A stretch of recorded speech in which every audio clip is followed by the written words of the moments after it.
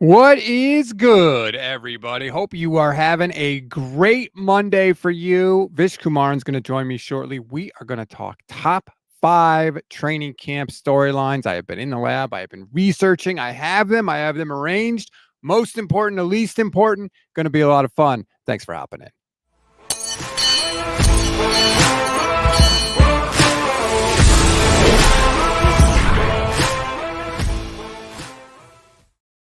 What is good, everybody? Welcome to another Gold Standard podcast on the Gold Standard Podcast Network and the Fans First Sports Network. I'm Rob Stats Guerrera. Vish Kumaran is here. He's going to hop in just 1 second. We are going to count down the top 5 training camp storylines for you. I'm very excited about it.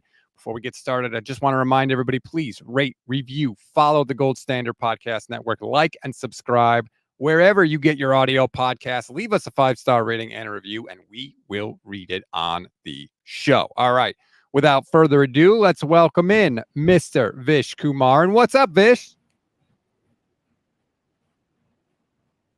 Uh-oh. Vish, can you got Hey, Rob, me? how's it going? Yeah, I got you. Hey, how's it going? All right. We are doing great. Going to count down the top 5 training camp storylines. Vish is off a nice vacation. Got himself a little R&R. He's feeling good. He's feeling refreshed. You're getting What's R&R? Rest and relaxation. I like that. I'm gonna have to use that one. R&R. Man, nobody makes me feel. You and Michelle make me feel like the oldest person ever when I do a show with you. I use expressions, and you guys are like, "What is that?" It just makes me feel like I'm ancient. It's okay, Rob. You do have a little age to you, but you wear it well. Okay, you know what? For that, I'm kicking you out of the studio. There's a little bit of a delay, so pop back out, come back in. Let's see if we can get this thing straightened out here. Hopefully, Vish can get the technical difficulties straightened out because we want to make sure we have a good show for you. Before we get started, just want to give a shout out to everybody watching. Brett Davis, watching from across the pond. Thank you, Brett, YouTube channel member. Thanks to all our YouTube channel members. If you want to become one, it's less than $3 a month. Please consider it. It's a great way to support the show. You get priority comment response, custom emojis, membership badges, and all that good stuff. All right, before I waste any more of your time, let's just dive right into it. Top 5 training camp storylines. The biggest, without question, has to be the Brandon Aiyuk situation. It is. Whether he's there or whether he's not there. It doesn't even matter how the situation works out. It is the biggest training camp storyline. If he's there and he's not signed to a new contract, first of all, I'd be stunned because I expect him to hold out if it's not done. He may do like the hold in where he shows up so he doesn't get fined, but he's quote unquote hurt, so he doesn't actually do anything. That could be a thing too. If so, that'll be a situation to follow if he's there. Other players will then get asked about him. It'll become a thing. If he's not there and he's holding out, well, then it's all about Ricky Pearsall and it's all about Jacob Cowing. And then it becomes Ricky Pearsall versus Juwan Jennings. That's really what it would be for me, the wide receiver storyline in that case. And I'm fascinated on this because I feel like Kyle Shanahan tends to kind of favor rookie receivers a little bit, or tends to favor veteran players, a little bit. And I don't know if that would apply to Ricky Pearsall and Juwan Jennings. Juwan has made a lot of big plays for this team in playoff spots. He's coming off his best game of his career, which was the Super Bowl.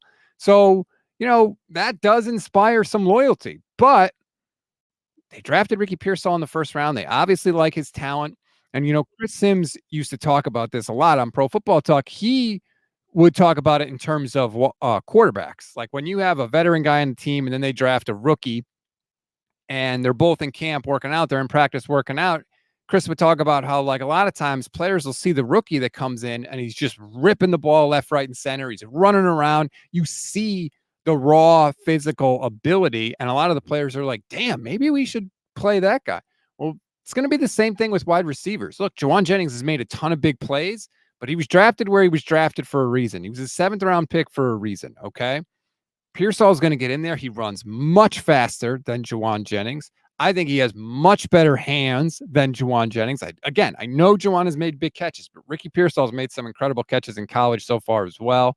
I think he's a better separator than Juwan Jennings. Guys are going to see that in camp, and maybe some of the players would be like, damn, maybe he should be our wide receiver 3 or wide receiver 2 if Brandon Aiyuk, the holdout situation comes. And I guess then you could play them both, so it's not a big deal. But I assume that Aiyuk situation is going to get resolved by the time the regular season starts. But that's a real opportunity. Like, I think nobody goes into training camp more pumped up, more excited than Ricky Pearsall, because you have a real opportunity to be an actual major contributor early in your career for this 49ers team. Stephen Duckett says, bring me KN Rob. I get your expression. Oh, bring me on, Rob. I get your expressions, probably because we're the same age. Brett Davis says, I can't believe Vish didn't know what R&R meant. Yeah, thank you very much. I know I got some weird phrases, but R&R I feel like is pretty common. I don't know what happened with Vish. He must be having some technical issues here. I mean, he tried to pop in before, but it didn't work. So hopefully we can get that all straightened out. Lee Ving says, Jennings just makes plays. I know, and I get it. Like, there's a lot of reasons to like Jauan Jennings. Again, he's coming off fantastic game in the Super Bowl. Could have been the Super Bowl MVP, arguably, if it had worked out a little differently. I mean, Brock was literally throwing to him on that final third down in overtime. So, I get the loyalty that people have for Jauan Jennings. Okay, Vish had to restart something. So he'll pop back in shortly, and I want to get his take on all of this as well. I saw the video of Ricky Pearsall working out with Jacob Cowing. I like that they're kind of hanging out together. That's pretty cool. Saw a video of Nick Bosa working out. People get excited for it. I understand. It's also their job. Like, do you think these guys are just sitting around in the offseason doing nothing? Like, everybody is doing the same stuff that they are doing. Not everybody's posting it on social media. That's the difference. So it's cool to see. Can get you excited. I get all that. But Stephen Duckett, YouTube channel member, says you do have great analogies. Thank you, Stephen. Appreciate that. Appreciate all the love. Yeah, Eric Wallace says rest and relaxation. Okay, people are on my side in this. I feel refreshed. I feel rejuvenated after that. I'm glad to see that people are on my side. So that is the number 5 training camp storyline for me, the Brandon Aiyuk situation. Number 4, Dominick Puni against John Feliciano. Again, another young player hoping to crack the starting lineup. But this one's a little different because the Aiyuk situation, you've got the whole Jauan Jennings and the whole loyalty thing. You have that in the mix, right? That's part of the stew that Kyle Shanahan is going to have to work through when he makes this decision. You don't have that at right guard. Spencer Burford lost his job last season. He is the veteran guy that was there. Well, guess what? He's already on the outs because the Niners already replaced him. John Feliciano came in, played better than Spencer Burford for sure, but I wouldn't say John Feliciano was lighting the world on fire. So I think there's an opportunity there for Dominick Puni to come in and crack the starting lineup early. And I don't think Shanahan has a particular attachment to John Feliciano. So if Puni comes in and plays well, I don't think Kyle will hesitate to make that switch. And it could be a big improvement for the 49ers offensive line. That is the area on the offense that they have the most room to improve. So if Puni can come in and take the spot and actually play like they think he can play, that's a major, major training camp storyline to watch so far. Let's see if we got Vish. Can you hear me? Hey, how's it going? Can you hear me?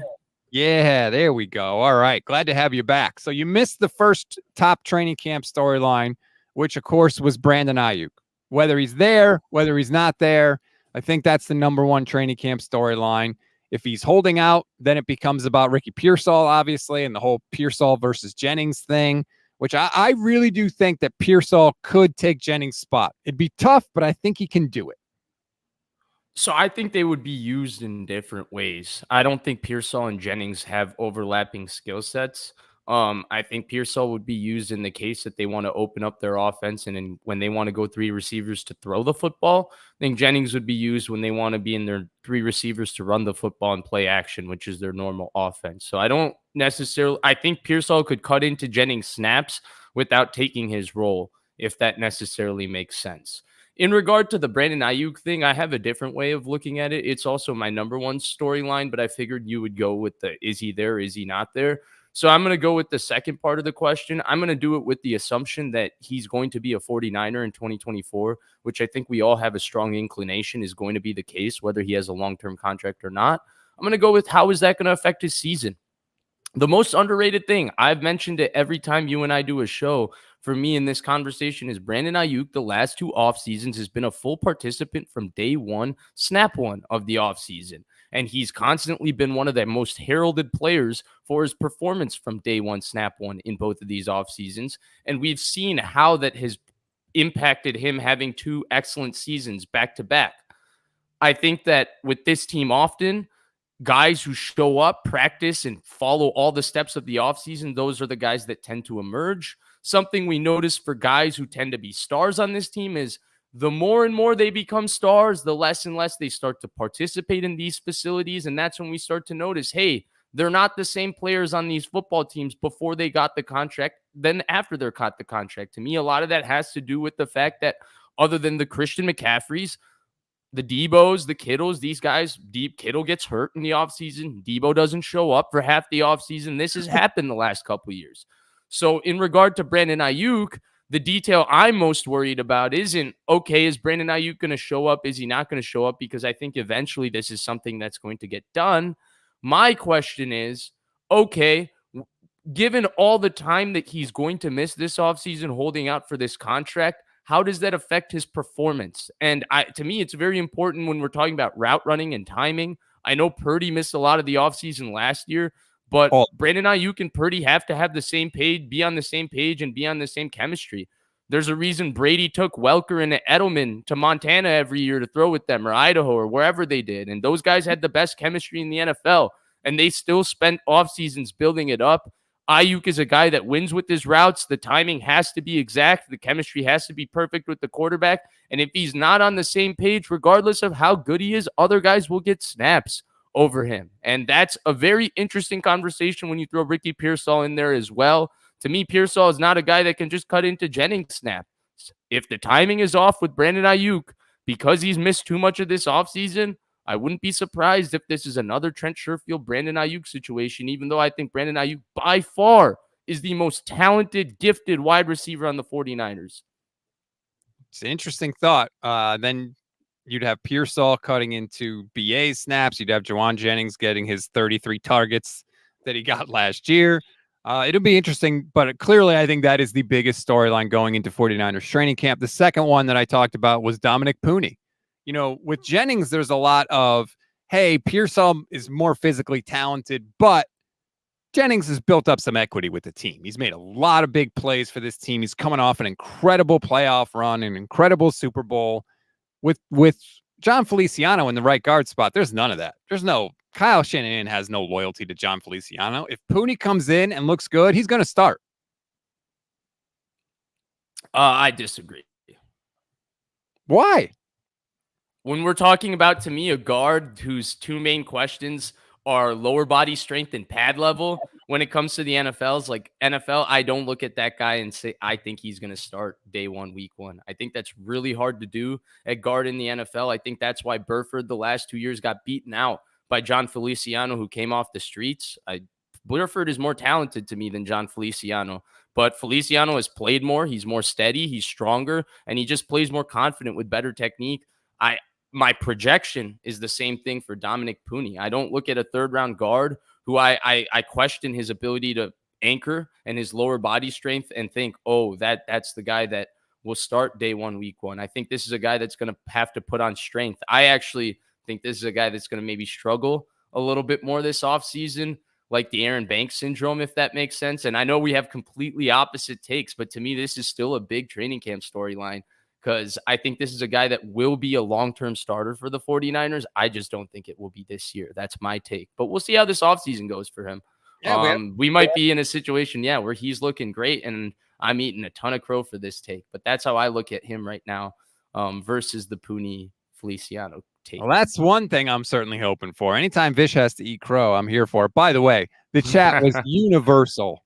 Everybody knows R&R except you. Eric Wallace makes this universal. There were others. Stephen Duckett. Okay, got it. Trust me, there are others in the chat. Keeping the Faith says the smell of camp is in the air. Can't wait. So I was working at ESPN Radio all weekend, and like every 1 or 2 segments, the rejoin, you'd have the big voice saying, 60 days away from the start of the football. Every time they do that, it gets me excited. It works on me every time. Whatever the number is, it could be 15,000 days. I'd be like, there's a countdown. It must mean we're getting closer. It gets me excited every time I hear it. I love it. Yeah, and I think camp has totally changed with the addition of fantasy football. Like camp used to be, I think, a thing that only like the most sacred and loyal football fans would be sitting and following and seeing the practice reports. Now it's turned into a mainstream thing to try and get an early fantasy football advantage. And so that to me, it also makes it very more interesting. Lee Ving asks, Puni at right guard, could Burford work as a tackle? I don't think so. I just don't think Spencer Burford's very good, to be honest. I think we're at a stage in his career where we have to honestly ask that question. Yes. 2 years, it's been glimpses of talent and a ton of inconsistency. And he's gotten 2 years to play through that. This third year, I think it's only about whether he realizes that talent. And to me, his career is kind of at a crossroads thanks to John Feliciano. He publicly slammed the guy. So now we get to see if Spencer Burford is going to mature and really get into his own and take advantage of the immense talent he has this offseason, or if his career is going to kind of be where he's a guy with talent that's going to be the 8th or 9th offensive lineman for a team, a backup guy that can play both guards positions and play tackle in a pinch, but he won't be a consistent NFL starter for the next little bit. And I think that that's what this offseason is contingent on for him.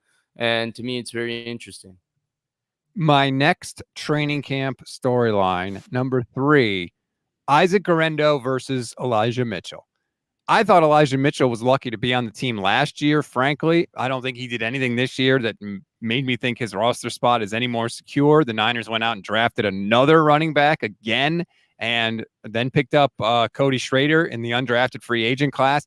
I feel like they've been trying to replace Elijah Mitchell. Now, it hasn't worked out with Ty Davis-Price and with Trey Sermon, but maybe Guerendo could do it.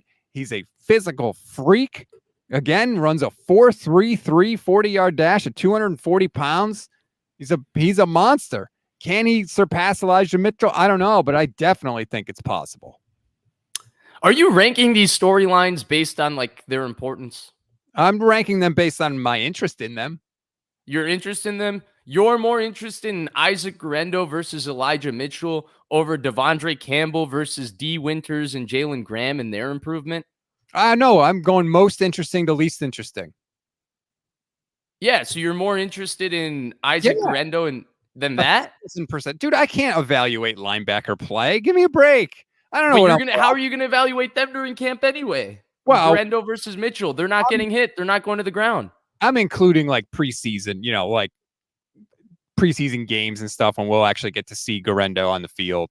But I do think that he could be a guy that has value to the team, especially as a kick returner. Also, I think that if I were the 49ers, I would look at him there as well. I think Guerendo could easily become RB2 because clearly they don't like Jordan Mason. We've established that he's not anything for them. They don't really care about him. He's just a guy that makes the roster. He's not a guy that. Yeah. Come in when we're up by 30 and run the ball a few times to run out the clock. And we don't care if you get your brains beat out because we'll just replace you. This fan base loves him.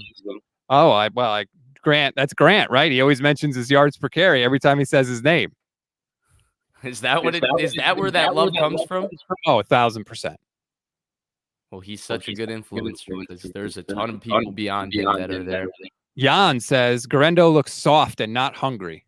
I mean, what are we basing that on?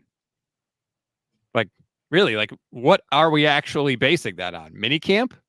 Like, I think he's going off of how he ran in college. Okay. I mean, God, I tend to think he was hurt a little bit in college, and I certainly didn't see any softness. Like, what do you want him to do? Carry 6 guys on his back? Like, damn, let's let this guy play before we start, bashing him. Jeez. Jan says if CMC isn't ball hogging all season, Mitchell has his role. CMC's not ball hogging. He's balling out. I mean, guy's the reigning offensive player of the year. What are we doing here, people? Come on. Hin says Guerendo has 0 value to this team. I did not know so many people disliked Isaac Guerendo. Yeah, me neither. This is kind of crazy. Also, I'm echoing everyone is saying. Do you know how that's? No, I don't know. You don't sound echoey to me. I have my echo cancellation on. I think I can hear your voice bouncing off the walls a little bit, but that's just because you live in a hostage room. Oh, come on. Okay, but I also am hearing this echo. Maybe let me roll back in again. Okay, if you need to do it, go do it. Jan says he's basing the Guerendo not hungry part on his press conference. On his press conference? Damn, man. I mean, that is harsh. That is, look, I've been known to judge a press conference or two in my life. So I'm not saying you can never do it, but I feel like we got to at least give everybody the benefit of the doubt before they get on the field for the first time ever. That's just me. I mean, you do you, but damn.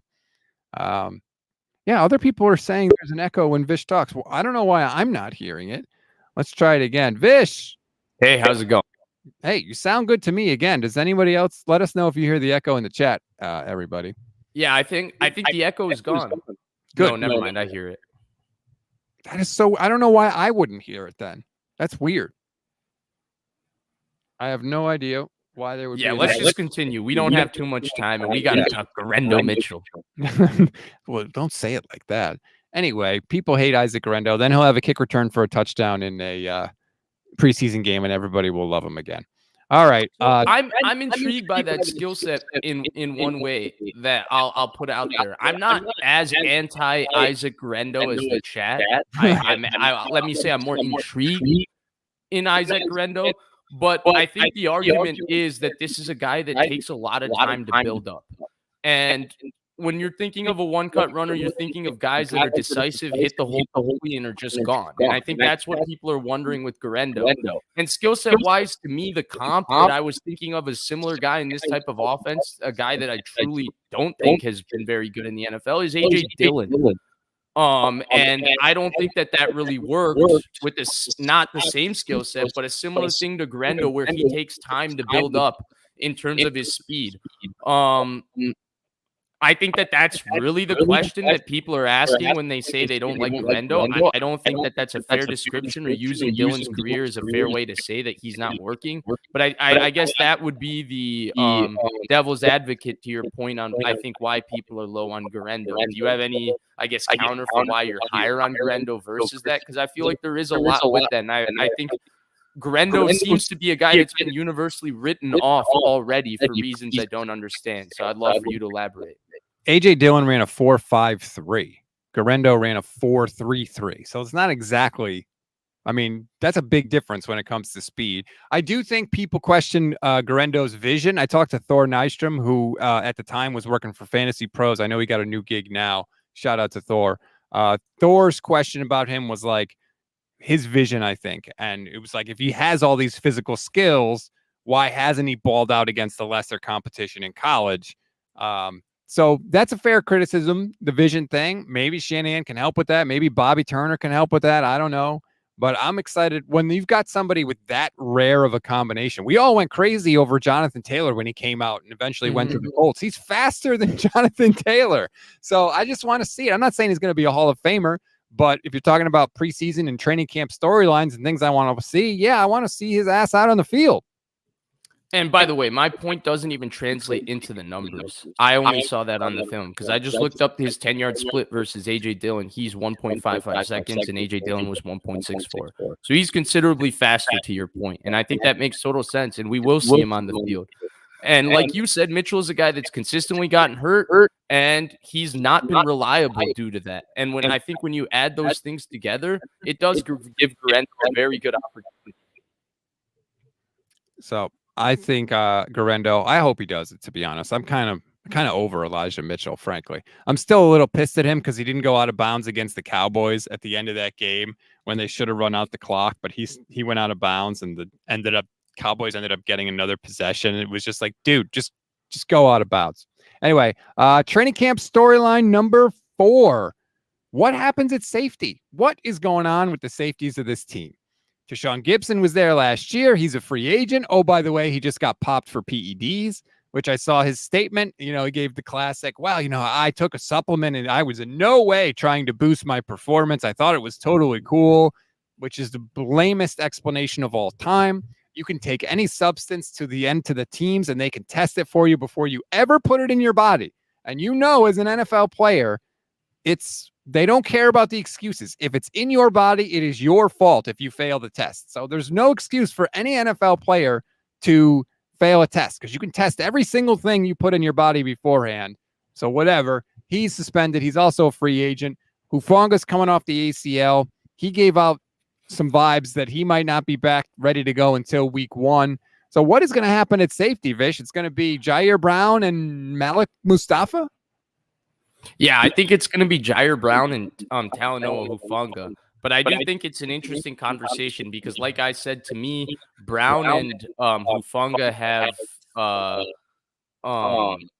very, very similar skill sets. And so when I look at their skill sets, I don't look at them as complementary as much as I look at them as redundant. So I don't necessarily look at them as the ideal safety combination, even if they are the two best players on paper to make sense for starting there for the 49ers. I think that's who they're going to end up going with. But here's my prediction with that. I'll take it even further into the season. Brown and Hufanga will not be the safety duo to finish the season for the 49ers. One of them will get an issue. Okay. Why? They're redundant. And I think Hufanga is better than Brown for what it's worth. I think he is. Yeah. But what are they going to do? I mean, who else are they going to play?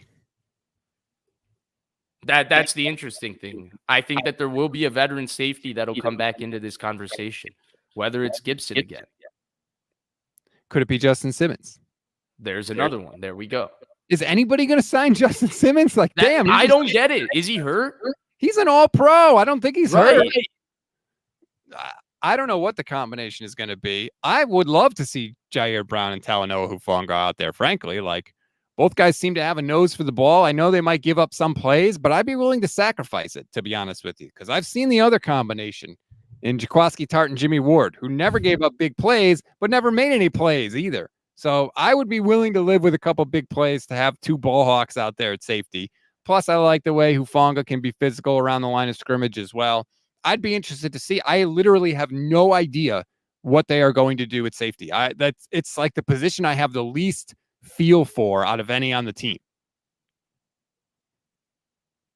Yeah, that's fair. I would tend to still probably go with the fact that they're redundant to me. And I think part of the reason they've both had a quote unquote nose to the ball is because a guy like Gibson does all the dirty work and he's very steady back there. And it allows both of them to take chances. I also think both of them, specifically Brown, have been a little lucky with some errant throws that have seemingly just magnetized towards them. Now, of course, that's credit to them for going and getting the ball as well. But there's been some bad angles for both of them. They both struggle to me tackling from depth, which is a big issue when we're talking about fitting in the run game, especially with this style defense when you're playing single high. I think even Kyle Shanahan has brought up Quandre Diggs. If you watch Quandre Diggs for years fit the run in this style of defense when they play single high, between 6 to 8 yards, he'll always come down and hit the running back. And that was something both Brown and Hufanga have struggled with at different times when fitting from depth. And that's something Gibson did more so to protect them. Jimmy Ward did it to protect them. And I'm interested to see because I feel like Hufanga's best skill set is when he's the lower safety and he's playing closer to the line of scrimmage. And I think that's Brown's exact best skill set as well. Knees says, Vish, are you sure your mic and your AirPods aren't both getting the input? For the record, I hate AirPods. I hate them. They're terrible. They always mess with the broadcast. Just get some real freaking headphones. Don't be cool. Put on some cans and do the show. And that's not a message for just you, Vish. That's a message for anybody that does a broadcast anywhere on any platform, mine or somebody else's. AirPods suck. Put on headphones. Be a professional, damn it. Sorry, so I think what happened in this particular show is I got like 9 phone calls during the show. And I think that because I get the call on my computer as well, I think it was just messing with the feed because the feed would go in and out where the phone call would come through my AirPods. I'd decline it. And then, yeah. Whoa. So Mr. Popular, Vish Kumaran getting 9 phone. I haven't gotten 9 phone calls in a month. Who calls on the phone? I have psycho parents. Well, I hope everything is okay. We only have one more storyline left, though. So don't worry. We won't keep you too long. And you mentioned it earlier. It's the linebackers. Devondre Campbell, is he going to be the guy unquestioned? Could D. Winters potentially, enter into the picture there at all? Jalen Graham is who the hell knows, but D Winters was the guy that was getting a little bit of love last year. Is it Campbell 100% for sure, or do you think there's some question there? I thought originally it would be Campbell 100% for sure, but it doesn't seem like a lot of people were as high on Campbell's season last year. And I thought he played well in the playoff game versus the 49ers, funnily enough. But it seems like he didn't have that strong a year. I didn't watch too much Devondre Campbell. I'll fully admit that last year. But the other question with Campbell is that he's an older guy, and health is a real question mark due to that. And so when you're combining both of those things, I think there is an opportunity here for D. Winters and Jalen Graham. I think it's completely open for them. I don't look at Devondre Campbell's contract and think the 49ers are guaranteeing him a starting spot. I look at him as very much insurance. If none of their young guys develop and Dre Greenlaw is still hurt, they have the ultimate insurance in Devondre Campbell. And Jalen Graham and D. Winters were two guys that were creating a lot of buzz early in camp as rookies. They were two guys that a lot of people were high on in different ways. Scott McClugan specifically was very high on Jalen Graham. And then D. Winters was a guy that a lot of people were very high on before the draft. He was a very talented player. And so when you combine both of those things, this is actually much higher on the list for me. That's why I brought it up for the Guerendo Mitchell conversation, as well as in fact, I would take it maybe even over the Puni Feliciano conversation. Like, this is to me the most open starting job on the team right now, if that makes sense. Outside, no, it is the most open starting job on the team right now, honestly, to me. And I think that I'm very interested to see who ultimately comes out and wins this, because Rob, we frankly have no inclination of where Jalen Graham and D. Winters are at this point in their career. We had an idea early in preseason last year, and we knew that they were good enough to make this football team outright as 6th and 7th round picks. But beyond that, we don't know where they are. And those are two guys that we think of high potential players, young guys who could possibly become starters down the line. Well, this is an offseason where all of a sudden, thanks to a very, very freak accident for Dre Greenlaw, things have opened up for them completely. And I'm very intrigued by this, because these are two players we have no idea how to measure or where to measure them. And they could turn out to be starters, or they could be Drake Jackson from last year, where we're talking about them the entire offseason. Not the same comparison because they were picked very differently in the draft, but we're talking about them the entire offseason as possible starters. The 49ers give them that opportunity because they're young players who they drafted, and they're just not ready for it. I'm trying to do a quick search through the transcripts of last year to see when's the last time Kyle Shanahan mentioned D. Winters' name. He did in December once, just saying he was happy to get him experience at the end of the Arizona game. And it looks like Steve Wilkes mentioned him in December, mid-December. D. Winters is definitely up. He does a good job on special teams. I have total confidence if he has to go in there and play.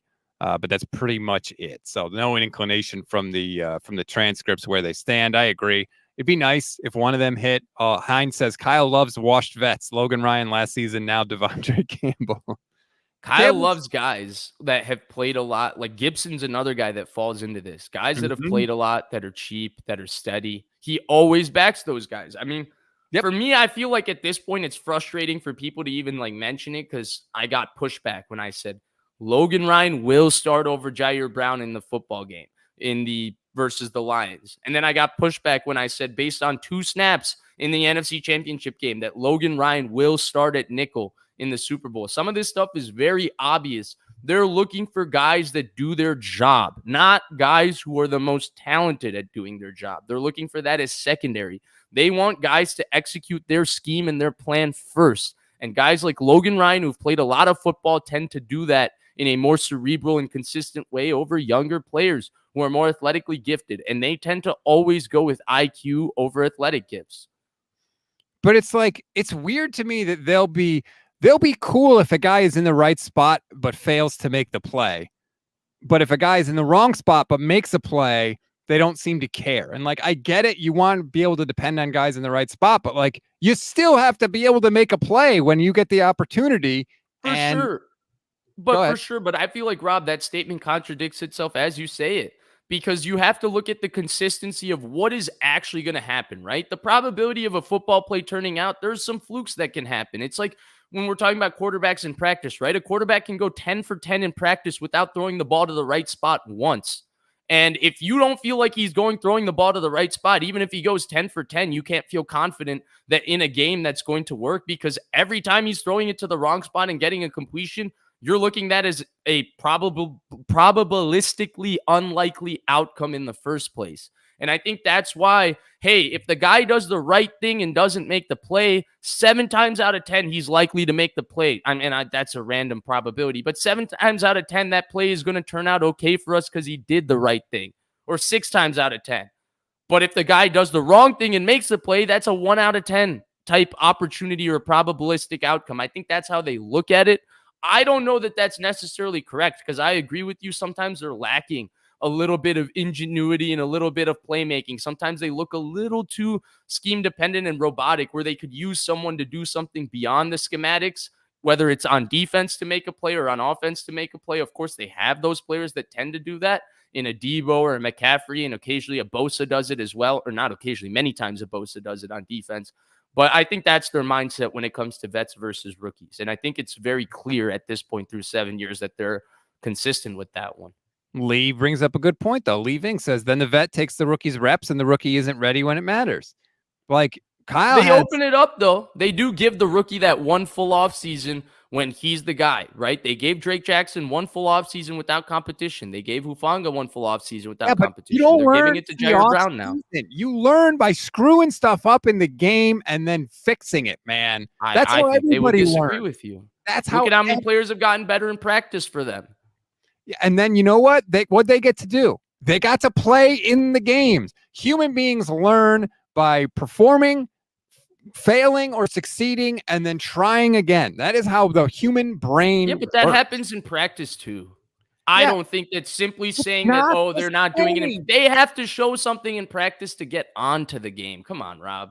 It's not the same. I know Kyle likes to think it is. Practice and the game are not the same. You could sit behind the wheel in driver's ed for 1,000,000 hours. It's not the same as being out on the road behind the wheel. It's close, but it's not the same. And I feel like they have very little tolerance for rookie mistakes at any position. But if a veteran makes a mistake, it's okay. Mistakes happen. I am a little frustrated by it. Again, I think that you're also then assuming that both those mistakes are weighted the same way. And I disagree with that. I think in a lot of cases, rookies make mistakes that are a lot more egregious than the ones the veterans make. I think we tend to harp on, like, for example, I could pull up plays from last year of Jair Brown making mistakes that nobody talked about. Sure. But when Logan Ryan makes the mistake, everything breaks loose. It's Logan Ryan. That tackle that he missed on Aaron Jones in the hole versus the Packers, right? In the alley, him and Aaron Jones one-on-one. Jair Brown is not making that tackle either. Aaron Jones made him look silly. Jair Brown is getting made look silly as well. And so to me, that's where it's weird when we talk about those situations too, because like Logan Ryan's good plays or his 1 or 2 mistakes will get highlighted, whereas we won't look at it. Like I said, Drake Jackson week 1 after the guy had 3 sacks that he didn't play well. Oh, he didn't. Did people agree with that? They were right place, right time sacks. Right. But at that time, people looked at it and said, Drake Jackson's coming.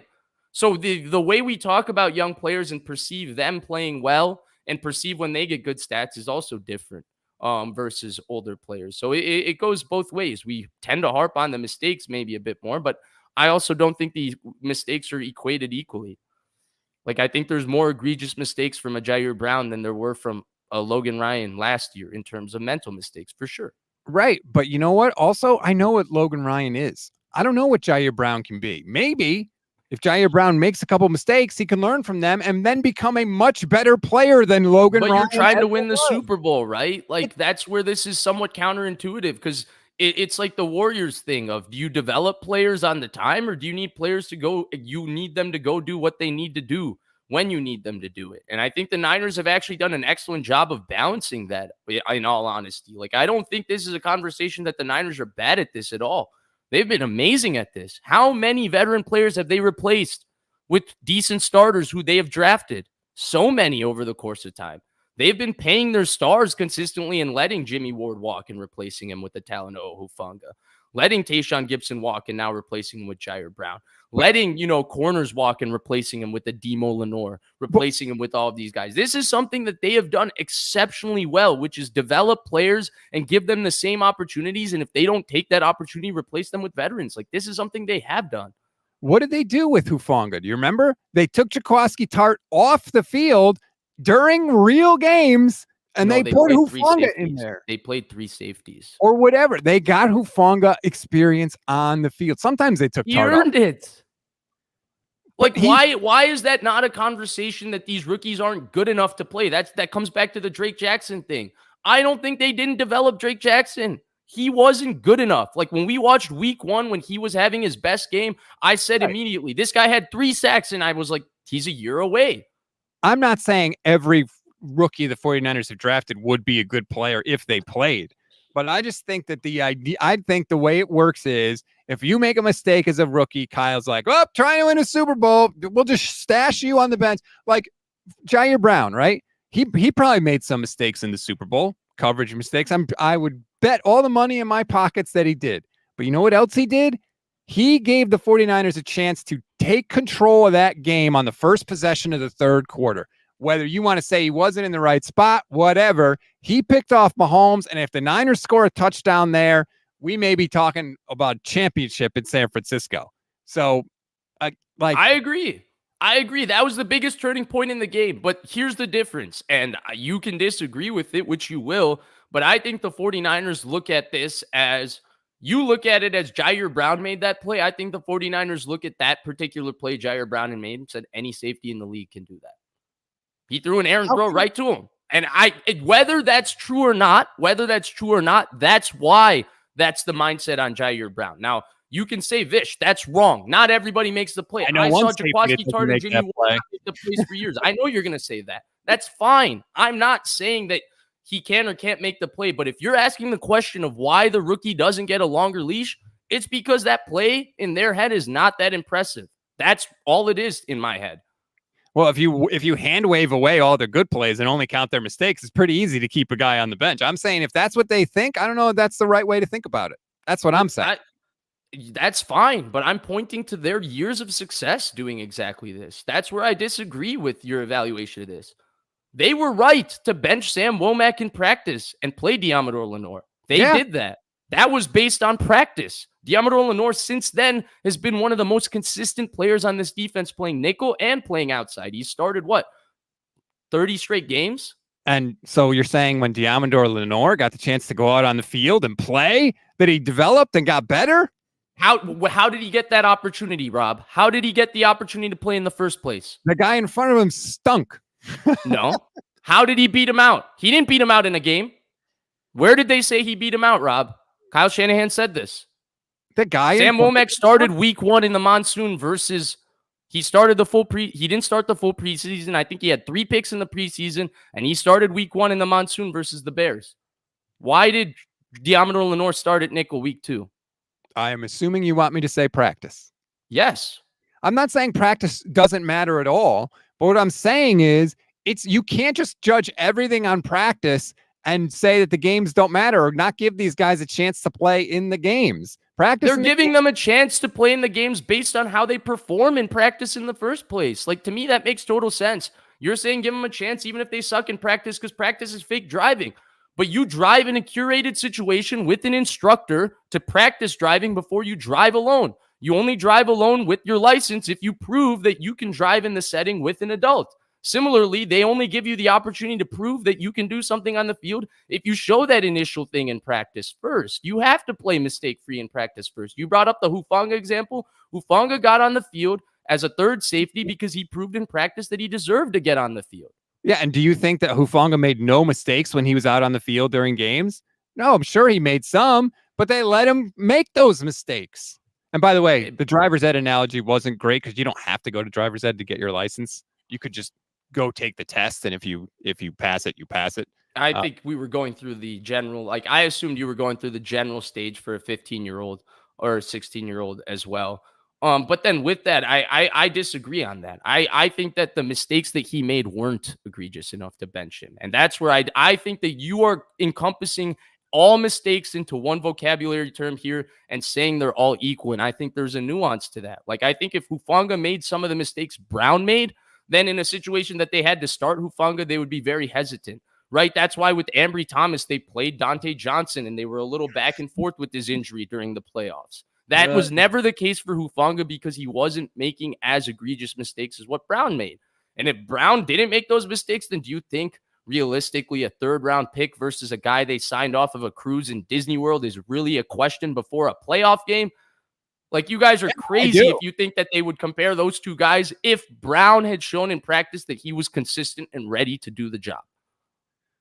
But again, like, sometimes you got to put guys out there before they're ready, because you're trying to win the Super Bowl, Rob. Because the only way they're going to get ready is if they learn by playing out on the field. Like, otherwise you're never going to get to that guy to where he wants to be. That just won't happen. People are saying, didn't Brown start over Ryan in the Super Bowl? Yes, Ryan made a lot of mistakes in the playoff game. He got benched, and then he played better at nickel for the 2 snaps he played nickel versus the Packers, or the Lions, excuse me, and then he started at nickel in the Super Bowl.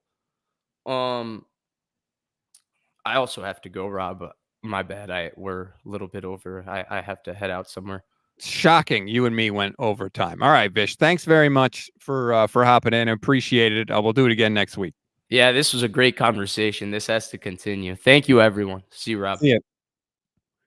That's Vish Kumaran, everybody.